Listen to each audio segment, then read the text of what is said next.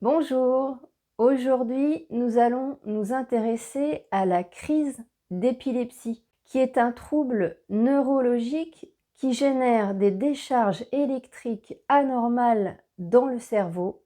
Les symptômes, ils varient en fonction de la zone du cerveau qui est concernée et cela peut générer des tremblements, des convulsions, des troubles du langage, sensoriels, cognitifs et même des pertes de conscience. L'épilepsie, c'est l'une des affections neurologiques les plus fréquentes puisqu'environ 5% de la population est susceptible d'y être confrontée un jour, ce qui représente 3 millions de personnes en France. Lorsque l'on y est confronté, c'est particulièrement violent, voire déstabilisant pour soi et pour son entourage, et l'on peut légitimement se poser la question du pourquoi suis-je confronté à cette pathologie, à ces crises?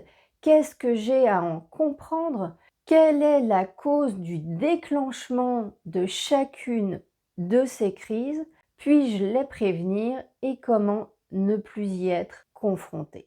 Alors, autant d'axes d'investigation autour de ces crises d'épilepsie que je te propose d'explorer par la voie spirituelle à l'appui des archives akashiques qui sont les mémoires de l'univers.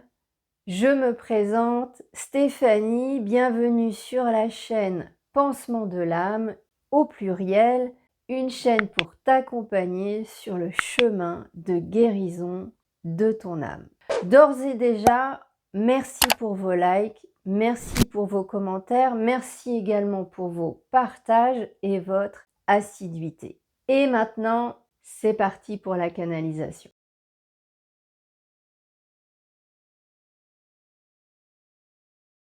Première question, lorsqu'un être est exposé à une crise d'épilepsie, que se passe-t-il pour lui sur les différents plans? Alors la crise d'épilepsie est un reset puissant qui s'opère à différents niveaux. D'abord sur le plan corporel, sur le plan physique, le corps n'en peut plus, le corps est épuisé, fatigué. La crise d'épilepsie, elle agit un peu comme alors c'est une image, mais comme le ferait un défibrillateur lorsqu'il agit sur le cœur pour le faire redémarrer. Eh bien, la crise d'épilepsie sur le plan physique, c'est un espèce de message qui est envoyé de manière fulgurante à tout le corps. C'est un message d'alerte en fait, qui est envoyé à tout le corps. Et là, j'ai l'image des sirènes qui pouvaient se mettre en route avant les bombardements dans les villes pendant la Deuxième Guerre mondiale. Eh bien, en fait, la crise d'épilepsie au niveau cellulaire, elle agit de la même façon. Donc, outre le message d'alerte, un Mayday, Mayday, Mayday, hein, il y a une notion de passage en mode survie sur une période courte, qui est celle de la crise. Donc, c'est une espèce de réanimation du corps, des cellules, qui sont dans un état de fatigue, d'épuisement, depuis une période assez longue. Et c'est un appel au secours pour un changement de paradigme. Alors sur le plan émotionnel, c'est pour vider le trop-plein d'émotions cumulées sur une période qui peut être relativement longue en réalité. Et là, en très peu de temps, ça vide, ça vide, ça vide. Mais ça vide de manière aléatoire, désordonnée. C'est un mode de survie, c'est vraiment pas l'idéal. Mais en réalité, lorsque l'être opère cette crise d'épilepsie, quelque part, il n'a plus le choix. Et ce qui est embêtant dans ce processus, c'est que la conscientisation de ces émotions non libérées, elle ne s'opère pas et quelque part, l'expérience associée n'est pas vécue et donc l'être aura à y revenir. Et donc s'il ne change rien dans son paradigme, clairement, à un moment donné, il risque de refaire une crise d'épilepsie, il sera obligé de revider, de repurger le trop-plein émotionnel. Et sur le plan spirituel, eh bien quelque part, c'est une expérience comme une autre pour l'être. L'objectif, c'est qu'il tire les leçons de cette expérience qui est violente pour lui, qu'il en comprenne quelque chose. Donc ce n'est pas gratuit, Ça a également son utilité sur le plan spirituel, donc sur le plan de l'âme. Mais l'être, va avoir le libre arbitre, hein, de décider de tenir compte de cette expérience et donc d'évoluer, ou bien d'être dans le déni, de rester dans la fatalité, de se dire que c'est le hasard si cette, crise est survenue, qu'il en est la victime. Et là, clairement, il sera passé à côté de l'expérience, mais ça sera son chemin que d'être passé à côté et donc tôt ou tard, il y reviendra sous cette forme ou sous une autre.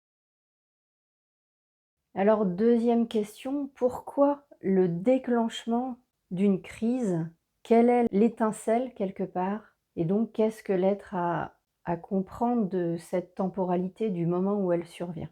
Alors clairement, pour l'être, lorsque la crise d'épilepsie survient, c'est qu'il est au bout de ce qu'il est en possibilité de supporter. Il se sent écrasé par ce qu'il vit au quotidien. Cela devient insurmontable. Il ne voit plus comment faire. L'expression populaire des jeunes dirait qu'il est au bout de sa vie. D'ailleurs, certains le diront. Alors, formulé ainsi ou autrement, mais ils l'exprimeront verbalement dans les jours, les heures qui précéderont la crise.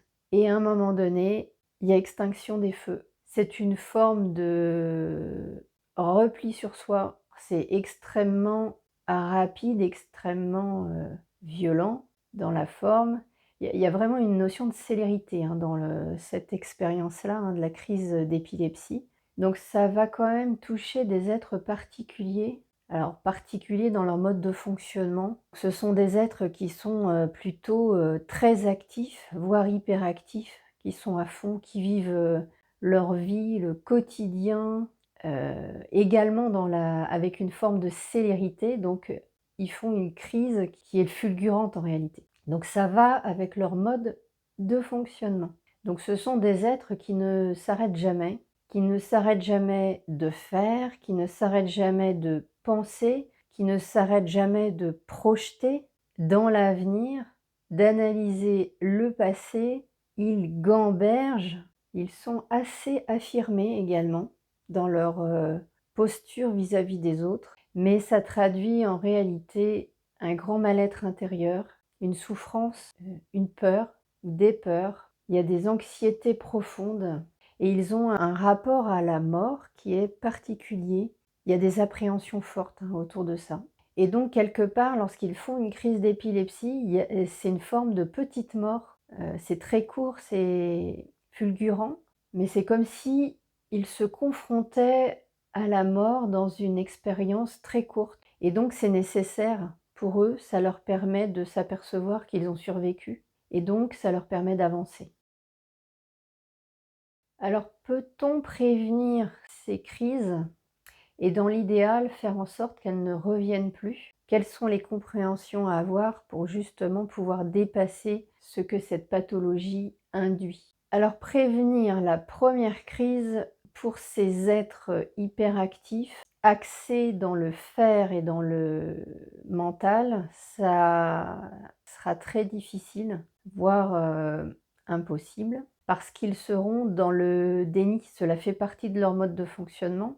Et quelque part, il faut qu'ils aillent au bout, qu'ils se confrontent à leurs limites pour pouvoir les connaître, pour pouvoir comprendre qu'ils en ont et pour pouvoir les dépasser. Et ils pourront les dépasser par la compréhension de leur mode de fonctionnement et de ce qu'ils ont mis en place qui aboutit à vivre une crise d'épilepsie. Donc en fait, ces limites qu'ils dépasseront, c'est les limites de leur mode de fonctionnement actuel. Mais s'ils changent leur paradigme, leur mode de fonctionnement, enfin, ils vont même dissoudre ces limites-là.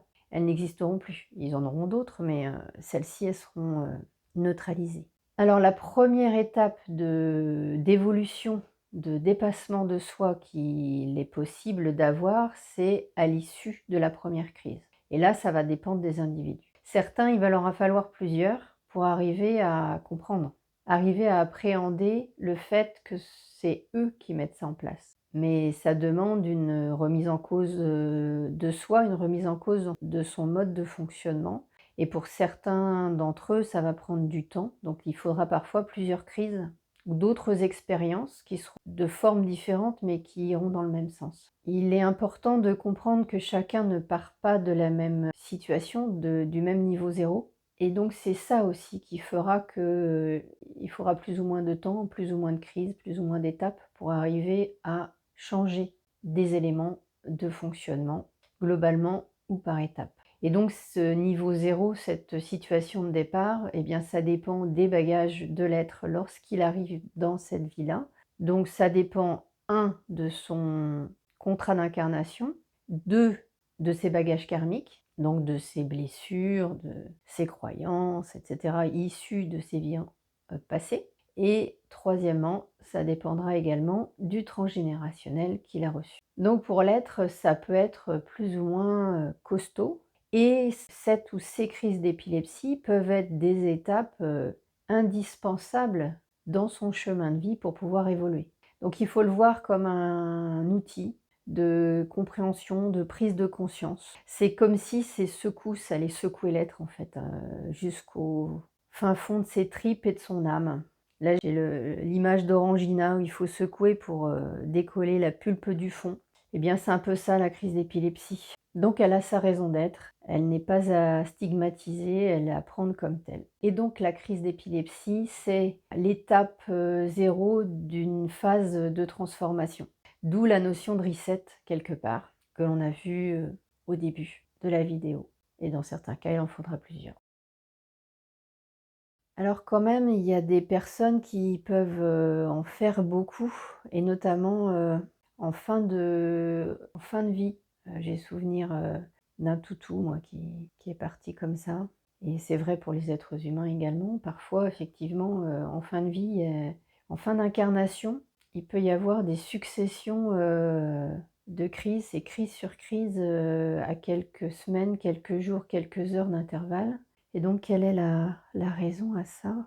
C'est une purge, hein. C'est une purge, en profondeur et c'est pour faire un nettoyage en profondeur et sur les différents plans, pour ne pas partir avec ça et donc c'est une préparation de l'incarnation d'après et en fait, c'est pour être propre, mais extrêmement propre pour l'incarnation d'après qui peut être, une vie qui sera, dans une forme différente. Donc pour des êtres, humains qui auraient fait un certain nombre de cycles, mais qui n'auraient pas, expérimenté, les vies animales, ça pourrait être pour partir ensuite dans des vies animales, mais ça peut être aussi pour partir dans des expérimentations de nature, totalement différentes, avec des fréquences, beaucoup plus élevées et donc passer à une autre étape que l'incarnation, dans la matière. Et pour ce faire, il est nécessaire de partir clean, de partir propre. C'est puissant, hein. Donc c'est à accueillir comme tel, hein. Donc c'est pas du tout confortable, hein, pour l'être qui vit cette succession de crises avant son départ.